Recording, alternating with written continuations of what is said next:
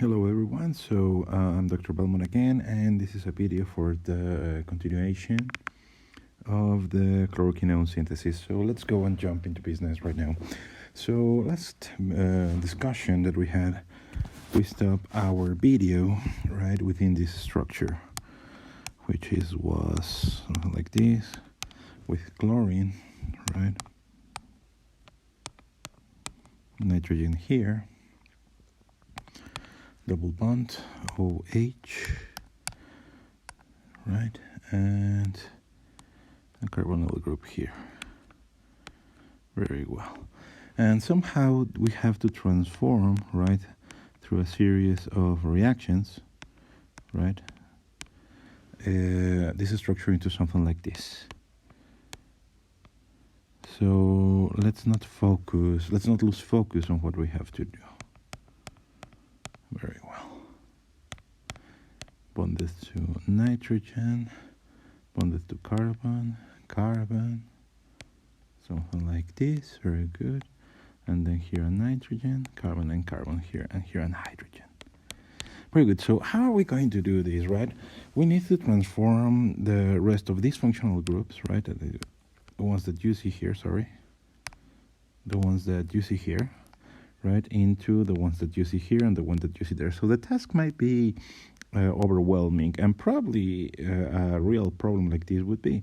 But in terms of how we're going to solve this exercise, believe me, is simpler than you might expect. And I'm going to teach you how. So let's go first and transform this, right, from this ester, right, into something more suitable like that one, like just a simple hydrogen. Very well, so what you want to do is to first apply a hydroxide. Why? Because the hydroxide is going to act as a nucleophile. Precisely where? Within this partially positive carbonyl group, carbon of the carbonyl group. So what you will do is perform an nucleophilic attack, then the electrons will jump towards the oxygen, come back and expel the corresponding alkylate. So what you will have is the framework, right? Precious framework. We don't want to change it. It's already something pretty close to what we want, right? And what we will end is with something like this, plus the corresponding alkylate. And it's negative. Very well. So what do we have here? We have an acid, we have a base. So the obvious step is that the alcohol, the alcohol that is, well, not the alcohol, the alkylate, will take the acid, right? And what we will have is something like this. And it is exactly what we want.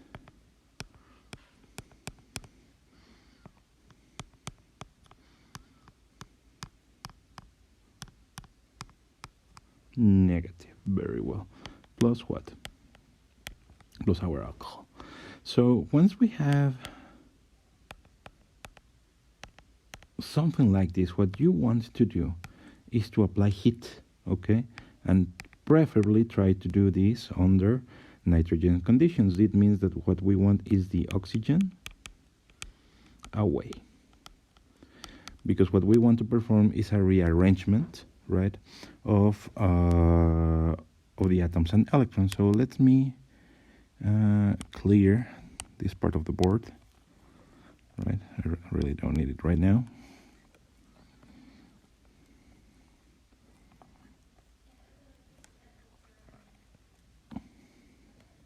Excellent. And what is going to happen is that we're going to perform a new reaction that you don't know, which is called decarboxylation. Decarboxylation. That means that we have to get rid of CO2. So somehow we need to synthesize CO, and this is going to be in the forms of a gas. So according to the Le Chatelier principle, we will only have one direction, no equilibrium, and we always then want that, right? Because the yields usually are big, are high. And if you can see, let's see if I can use a different color. let's say yellow, for example. So you can see these 2 electrons here and these 2 electrons here. Well, what you can see is that are the same as these 2 electrons there. And let's go and take red, right? And you can see that these 2 electrons that you see here are going to be the ones that perform the single bond. So now what we have to create, right, with gray, let's see if gray works, is we need to perform that these 2 electrons jump into the carbon. And which 2 electrons are those? Are precisely these 2 electrons that you see here.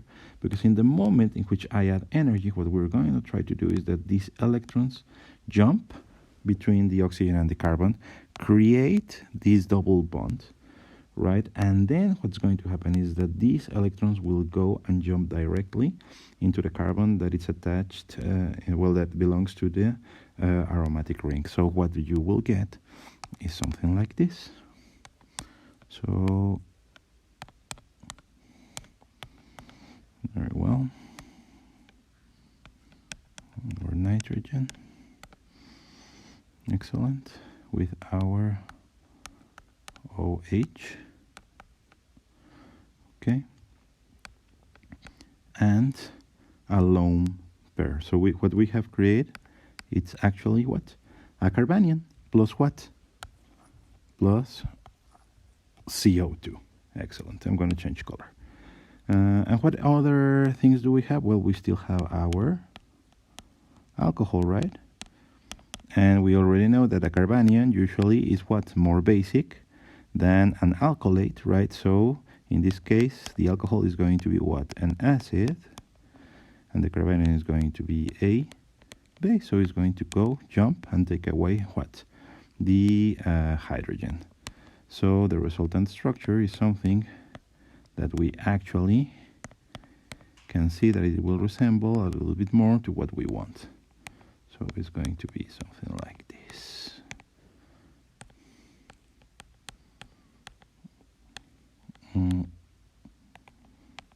With our hydrogen. Very well. Plus what? Plus our alkylate. Very excellent. So let's erase.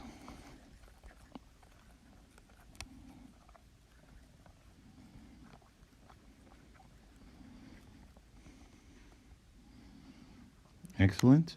And just to make sure, right, what we can do is that now we can add a little bit of water, right, just to make sure that this alkylate is going to be neutralized and is not going to play with this hydrogen or even, right, affect the hydrogen of the ethanol. So just a little bit of water. Let's control the pH. pH control. And what we will get is something like this. Oh, sorry. There you go.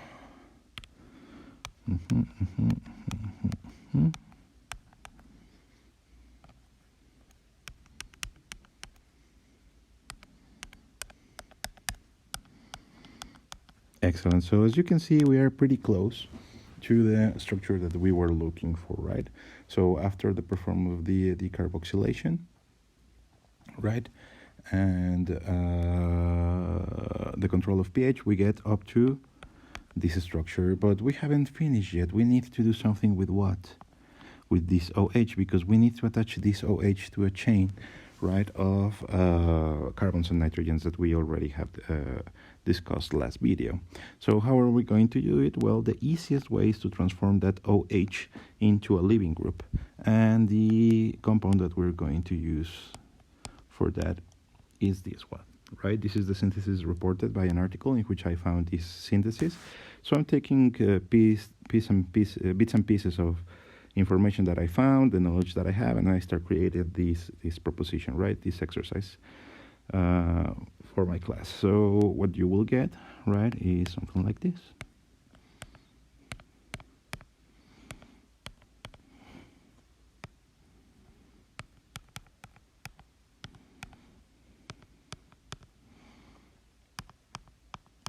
So as you can see, we're getting pretty close to the target molecule that we're looking for. Very well, so let's go and jump to the next one. Awesome. So what we already have synthesized is something like this. I'm going to use green now.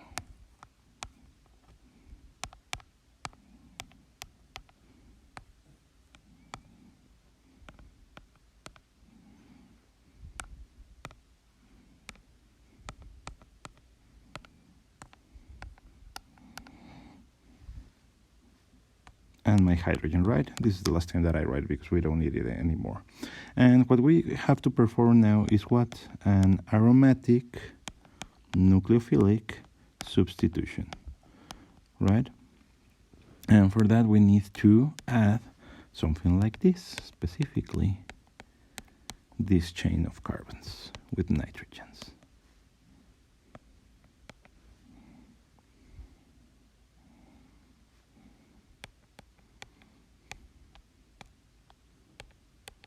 Give me a moment to check the structure, please.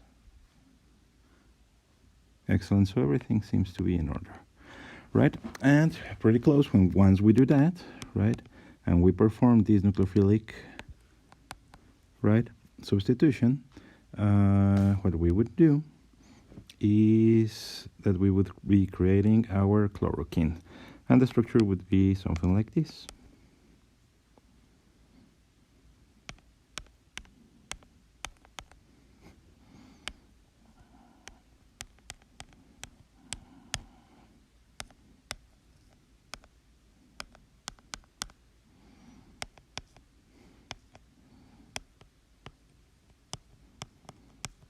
Very well. And this would be our target molecule. Excellent. I'm going to stop the video right here, right, because I don't want it to be very, very long. The only thing that I'm going to say, well, first of all, is that we need to look now for a synthetic route in order to get these compounds, which we will discuss next class. And if people that knows about chemistry are going to tell me, hey, you're going to have a problem because probably this amine is more nucleophilic than this amine, and yes, absolutely, you're totally right. Probably the first attack will become and be from this nitrogen. But the idea is just to practice, right? I have no intentions of create or propose a new synthetic method for this molecule. This is only for educational purposes. So thank you very much, and I will see you next video. Thank you and goodbye.